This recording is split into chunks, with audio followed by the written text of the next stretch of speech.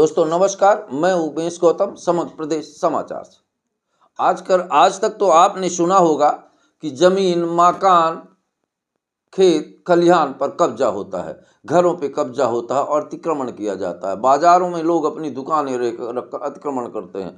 पर वर्तमान समय में अतिक्रमण का एक जो नया रूप आया है, निश्चित तौर पर भयावह और डरावना और साथ साथ में संविधान और लोकतंत्र को धक्का बताता हुआ।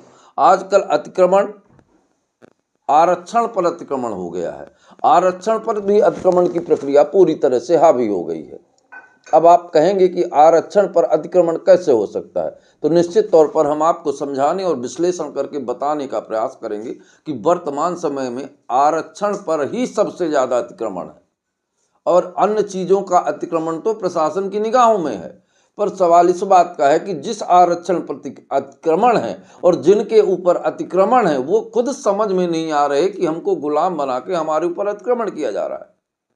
अब आपको इस तरह से हम बताना चाह रहे हैं कि कुछ घटनाएं सामने आती हैं। आरक्षण के नाम पर जो संरक्षण और ताकतवर लोग हैं वो आरक्षण का फायदा उठा रहे हैं, पर जो वास्तव में गरीब और दबे कुचले लोग हैं वो आरक्षण शब्द का लाभ ले रहे हैं, पर उन्हें आरक्षण का लाभ नहीं मिलता, क्योंकि आरक्षण पर संरक्षित व्यक्ति और ताकतवर व्यक्ति, उसी वर्ग और समाज के लोग उस पर अतिक्रमण किए हुए हैं। ये कहानी को हम एक बार और ऐसा बता रहे, पोल तो बहुत दिनों से खुली थी, पर कुछ चीजें बिल्कुल स्पष्ट तरीके से हो गई। आपको बता दें कि विद्यालयों में ओबीसी और दलित के नाम पर सरकार पैसे देती है पढ़ाने की। अब इन पर अतिक्रमण कैसे होता है ये समझना। इसमें विद्यालय के शिक्षक और विद्यालय के संचालक लोग इन पर अतिक्रमण करते हैं। बच्चे का नाम स्कूल में नाम जमा होता है, बच्चे को बाकायदे मार्कशीट दी जाती है, पर बच्चा स्कूल कभी नहीं आता। अगर मैं कहता हूँ सतना के AKS यूनिवर्सिटी बिट्स कॉलेज में ही एडमिशन को लिस्ट को जांचा जाए तो बिल्कुल स्पष्ट समझ में आ जाएगा कि अतिक्रमण आरक्षण पर है।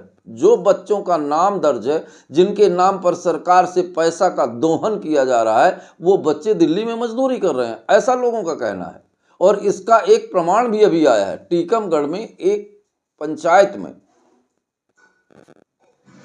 2 बच्चों का एक्सीडेंट होता है।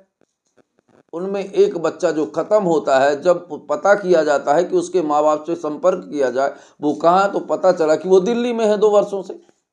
और जब वो दिल्ली से आते हैं तो पता चलता है कि जो दिल्ली में महिला थी वो इस गांव की सरपंच है। तो विगत वर्षों से सरपंची कौन चला रहा था, इसके से स्पष्ट जाहिर होता है कि कोई ताकतवर व्यक्ति था जो उसकी सरपंची पे अतिक्रमण किए था। वो वहां मजदूरी कर रही थी, सरपंच यहाँ चला रहे। सीओ से बात की गई तो सीओ साहब कहते हैं कि पता करके जांच करके बताएंगे। अब आप सोच लीजिए, हजारों फंड शासन के पैसे का हरण हुआ, पर शासन को ये भी नहीं पता कि सरपंच कौन है और कौन चला रहा है।